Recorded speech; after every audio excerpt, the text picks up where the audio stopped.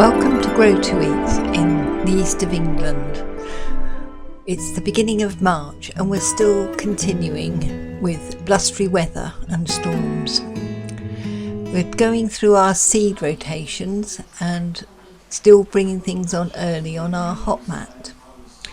I was attending a training session with Organic Gardens the other day, and we were talking about why people don't garden and grow their own food. And one of the things we talked about was how much time it takes. This is about 15 minutes every morning and evening for my husband to water gently the seeds on the hot mat, check whether they're ready to move on and be hardened off, and work out what might need to go in there next. And then of course the time gets extended when you take things up to the greenhouse to be brought on in the next stage. And then even further when you have to go out and check what you've got in your polytunnel, like these potatoes that I overwintered, anything that's been for the garden that's been kept over winter, early spinach, does it need any water? Check there's any cabbages ready to be eaten,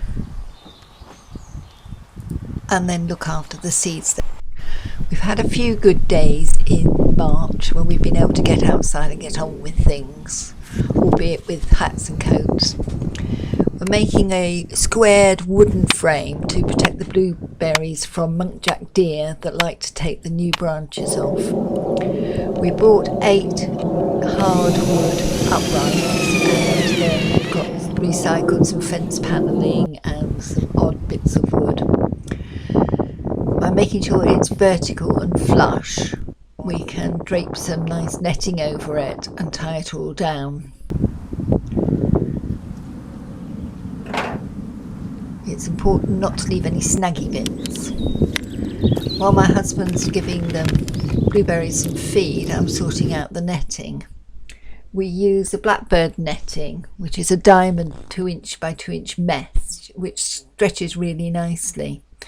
We've had this bit about 3 or 4 years. It's got a few holes, but I should be able to repair them with a bit of sewing with string. It's guaranteed by Garden Organic, Garden Naturally, to last for 5 years, so it should be okay for the next couple of years. At the moment I'm pinning it down with wire hoops, but we intend to put some battening along there so that we can access it when the fruit's ready. It's very stretchy. It's really good stuff. I recommend it. We're not sponsored though. And as you can see, it takes a bit of fiddling.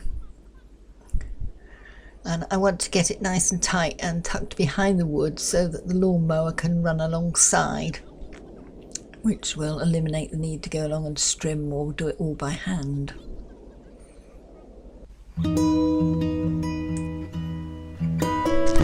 Finally, we've had another fine day and it's quite dry, so it's time to think about getting the rotavator out to till the surface. This is going to be all onions. We use a lot of onions and we really like to grow our own. It was dug over in the autumn. This last year had potatoes in it, so my husband's just going to go across the top with a light tilling with the rotavator twice and then rake it out. We don't want to do a deep dig because the worms and drainage are absolutely fine. It's just the top we need to get sorted. It will dry to a solid pan-like surface, but with this nice till my husband can make a hole with a dipper and plant the small seed-grown onions. What kind of onions are they? Very carefully, make sure the roots are happy, and they will grow away. While he's busy with that, I'm going to check out the broad beans and remove the netting that kept them safe over the winter.